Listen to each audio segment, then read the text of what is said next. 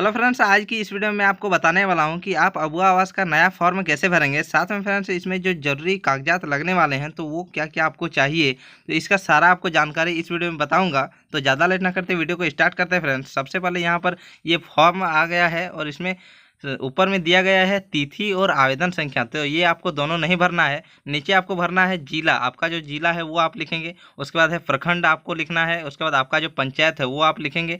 उसके बाद गांव आपको अपना लिख लेना है। उसके बाद नीचे आएंगे तो यहाँ पर आपको मिलेगा लाभुक का नाम, तो आप डायरेक्ट अपना जो आप जिसके नाम पर भरना चाहते हैं इस फॉर्म को, तो उसका नाम यहाँ पर भरेंगे। उसका पिता या पति का आपको नाम भरना है। नीचे आपको उसका लिंग यानी कि पुरुष है महिला है जो भी है भरेंगे। उसके बाद फ्रेंड्स एक चीज़ मैं आप लोगों को बताना चाहूँगा कि इस फॉर्म को आप महिला के नाम पर ही भरें तभी बेहतर है। और यदि आपके परिवार में कोई महिला नहीं है तो आप इस फॉर्म को पुरुष के नाम पर भी भर सकते हैं। उसके बाद हम यहाँ साइड में देखेंगे तो यहाँ लिखा हुआ है कि वर्ग श्रेणी, आप किस कैटेगरी से आते हैं। तो एसटी हैं, एससी हैं, ओबीसी जो भी हैं आपको यहाँ पर टिक आउट करना है। उसके बाद नीचे आपको जन्म तिथि जैसे लिख देना है। उसके बाद आपको उम्र उसका जोड़ के लिख देना है आधार कार्ड के हिसाब से। नीचे हम आएंगे तो यहाँ देखेंगे कि जॉब कार्ड नंबर, तो आपको जो लेबर कार्ड संख्या है वो आपको यहाँ पर फिल करना है। उसके साइड में है आधार नंबर, तो आपका जो आधार नंबर है वो आपको यहाँ पर भरना है। नीचे आएंगे तो यहाँ पर खाता संख्या, जो आपका पासबुक संख्या है वो आपको यहाँ पर भरना है। उसका जो आईएफएससी कोड है वो आपको यहाँ पर फिल करना है।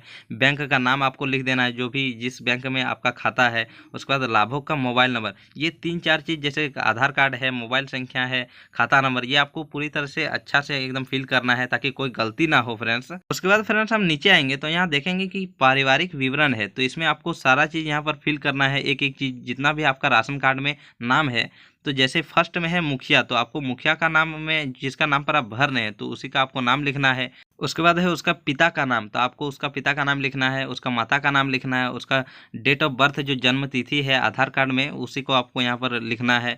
आवेदक के साथ संबंध आपको यहाँ पर स्वयं लिखना है फर्स्ट में। उसके बाद नीचे आप 2 नंबर पर लिखेंगे उसका जो पति है, यदि महिला है तो पति का नाम लिखेंगे, यदि उसका पुरुष का नाम पर भर रहे हैं तो आप उसका पिता का नाम लिखेंगे। जैसे यहाँ पर पति का नाम लिखेंगे, उसका पिता का आपको नाम लिखना है, उसका माता का नाम लिखना है, उसका आधार कार्ड के हिसाब से जन्म तिथि यहाँ पर फिल करना है। उसके बाद आवेदक के साथ संबंध, तो आपको यहाँ पर पति लिखना है उसका नाम। उसके बाद हम देखेंगे 3 नंबर पर, तो यहाँ आपको जैसे आपका बेटा है तो आपका बेटा का नाम लिखेंगे। उसका माता पिता आपको लिख देना है, उसका जन्म तिथि आधार कार्ड के हिसाब से लिख देना है। उसके बाद वहाँ पर आप संबंध बोलेंगे तो आपको मुखिया के साथ क्या संबंध, तो आप उसका माता जी है तो वहाँ पर आपको माता लिखना है। उसके बाद फ्रेंड्स आपको सेम उसी प्रकार से 4, 5, 6 में आपको लिख देना है जितने भी आप मेंबर हैं। आप राशन कार्ड देखेंगे तो आप वहाँ पर देख करके लिख सकते हैं।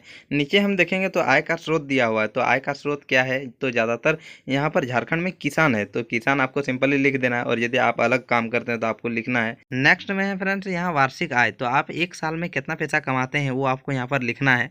तो ज़्यादातर आप 1 लाख से 2 लाख के बीच आप लिख सकते हैं। नीचे हम देखेंगे तो यहाँ पर लिखा हुआ है कि वर्तमान आवास की स्थिति, आपका जो आवास है अभी जिसमें आप रहते हैं उसका स्थिति के बारे में यहाँ पूछा गया है। तो सिंपली ऊपर में दिया गया है आवास विहीन, इसका मतलब है कि आपके पास आवास है या नहीं। यदि है तो हाँ पर टिक लगाएंगे, अन्यथा आपको नहीं पर टिक लगाना है। नीचे हम देखेंगे तो यहाँ पर लिखा हुआ कच्चा आवास, तो आपका यदि कच्चा आवास है तो हाँ करेंगे, अन्यथा आपको नहीं करना है। नीचे उसके बाद है अगर हाँ आपके पास कच्चा आवास है तो आपका कितने कमरे का है ये बताया गया है, तो आपको ये लिखना है यहाँ पर। यदि 4 कमरा है तो आपको 4 सिर्फ लिख देना है नीचे। उसके बाद है पक्का आवास, यदि आपके पास पक्का आवास है तो हाँ पर टिक लगाएंगे, अन्यथा आपको नहीं पर टिक लगाना है नीचे। उसके बाद उसी में लिखा हुआ सेम, अगर हाँ आपके पास आवास है तो कितने कमरे का है। तो बता दो फ्रेंड्स एक बात कि आपके पास यदि पक्का आवास है तो आपको इस योजना का लाभ नहीं मिलेगा। उसके बाद फ्रेंड्स आपको इस फॉर्म में भरना है प्लॉट संख्या, तो आपका जो ज़मीन है उसका प्लॉट संख्या आप भरेंगे। नीचे है भूमि की प्रकृति, आपका भूमि किस प्रकार का है, तो ज़्यादातर रेयती है तो आप रेयती यहाँ भरेंगे। उसके बाद आप देख लेंगे अपना जो खजाना रसीद है उसमें दिया हुआ रहता है तो किस प्रकार का है। नीचे हम देखेंगे तो क्या आपकी भूमि विवादित है, तो नहीं है। क्या आप आदिम जनजाति से हैं, तो यहाँ पर नहीं पर टिक लगाएंगे। उसके नीचे लिखा हुआ है फ्रेंड्स कि क्या कानूनी तौर पर रिहा किए गए बंधुआ मजदूर हैं, यदि हैं तो हाँ पर टिक लगाएंगे, अन्यथा आपको नहीं पर टिक लगाना है।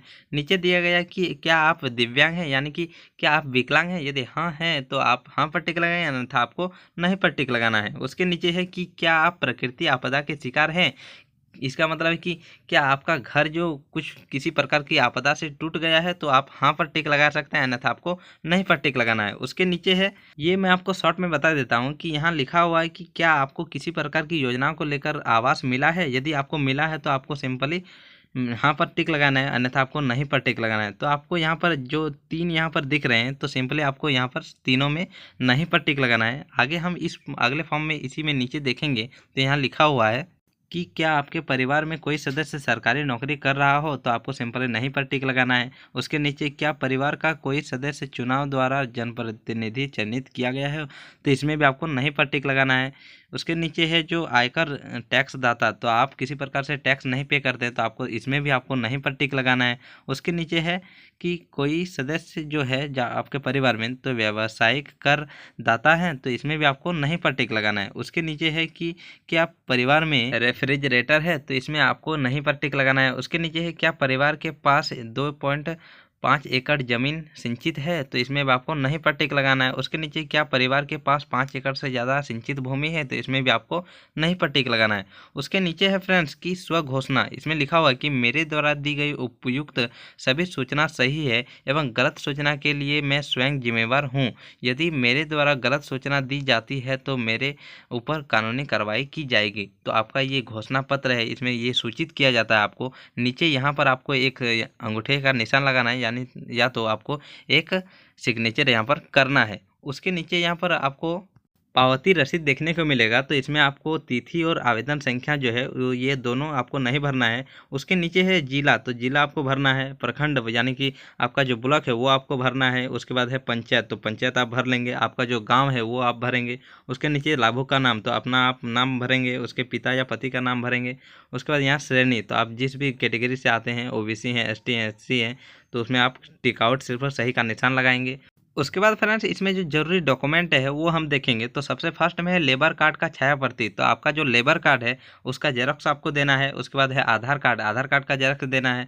नीचे है बैंक पासबुक, तब बैंक पासबुक आप वही देंगे जिसमें आधार सीडिंग है, उसमें डीबीटी चालू है, तो वही आप बैंक पासबुक देंगे। उसके नीचे है राशन कार्ड, तो आपका जो राशन कार्ड है उसका आपको एक जेरॉक्स कॉपी लगेगा।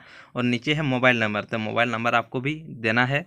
तो फ्रेंड्स यही फॉर्म भरने का पूरा प्रोसेस था। अगर वीडियो अच्छा लगा हो तो वीडियो को लाइक करें, और किसी भी तरह का यदि क्वेश्चन हो तो आप इस वीडियो में कमेंट कर सकते हैं। और इसी तरह की सरकारी योजना से रिलेटेड वीडियो देखने के लिए आप इस चैनल को सब्सक्राइब कर सकते हैं। तब तक के लिए थैंक्स फ्रेंड्स।